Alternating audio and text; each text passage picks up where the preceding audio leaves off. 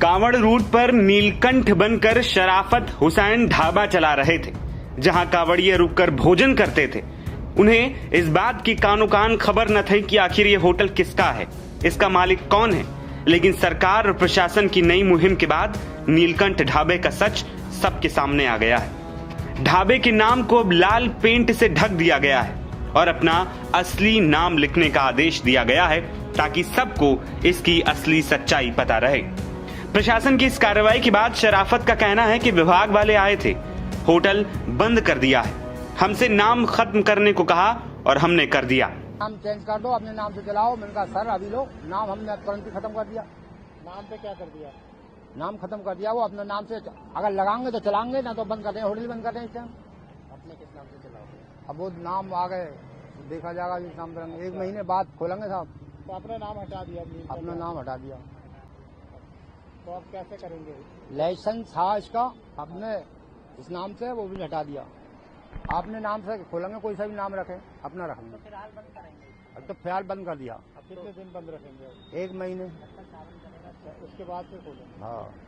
Paint भी किया है? हाँ। तो पुतवा दिया नाम पे? हाँ, नाम पे पुतवा दिया। शराफत अली के नीलकंठ ढाबे पर एक्शन के बाद फूड सेफ्टी कमिश्नर ने भी प्रतिक्रिया दी।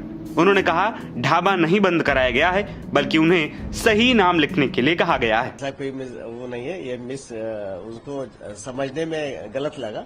एक्चुअली इसमें ये था कि नीलकंठ ढाबा था, उसमें ये कहा गया कि उसमें प्रोप्राइटर अपना नाम लिखते हैं, प्रोप्राइटर है वो, प्रोप्राइटर अपना नाम लिखते हैं और जो रजिस्ट्रेशन संख्या है वो रजिस्ट्रेशन नंबर लिखते हैं। और ऐसा भी मुझे पता चला कि उस ढाबे में केवल वेज बनता है, तो ये तो और अच्छी बात है। वेज बनता है तो ऐसा ढाबा बंद करने का कोई औचित्य नहीं है। वेज ढाबा चलाते हैं और उनको ये भी बताया गया लहसुन प्याज वाला आइटम अलग से बनाए। बल्कि पेंट के बाद आप द्वारा सूचना दी गई पेंट किया गया, तो मैंने उनसे पुनः बात भी की।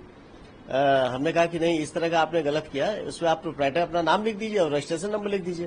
तो ये चीज गलत है। किसी की रोजगार देखिए, उसको सही ढंग से उसको हम एजुकेट करके, हमारा उद्देश्य उसको एजुकेट करके सही ढंग से उसको रोजगार कराना, रोजगार बंद नहीं कराना है। बाकी जो चीजें हैं, जो भाई उसमें कांवड़ रूट में जो मांस की दुकानें हैं, कच्चा चाहे पक्का, उसके लिए बंद करने का, उस कांवड़ मार्ग में यदि है तो उसको बंद करना उसमें। और दूसरी चीज, रेट लिस्ट सबको लगानी जिससे विवाद न हो। अधिकांश विवाद रेट के कारण होता है और यदि उसमें वो रेट आ जाएगा तो विवाद का एक कारण समाप्त हो जाएगा। इसलिए रेट लिस्ट लगाने की बात है। और फूड सेफ्टी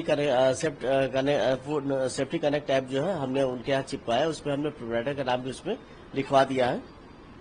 और इस प्रकार ये चीज सही नहीं है कि पेंट करा दे, उसमें प्रोप्राइटर का नाम लिख दे और उसमें रजिस्ट्रेशन लाइसेंस नंबर अपना अंकित कर दे।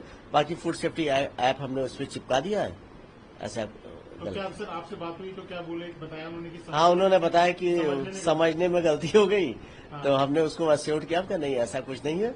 आप जो उसको अपना प्रोप्राइटर नाम लिखवा दें उसपे, और उसपे जो है रजिस्ट्रेशन लाइसेंस नंबर जो भी है आपका, उसको साफ सफाई के निर्देश। वैसे साफ था लेकिन फिर भी निर्देश के इसका विशेष ध्यान रखें। बरसात का सीजन है, इसमें सफाई की बहुत आवश्यकता होती है।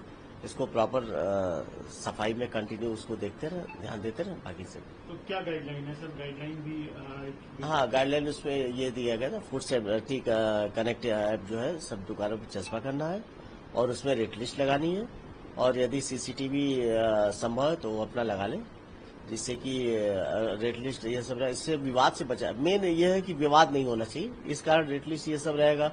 तो यदि जिसके पास पैसा कम है वो उस हिसाब से खाना खाएगा, जिसके पास नहीं है वो नहीं खाएगा।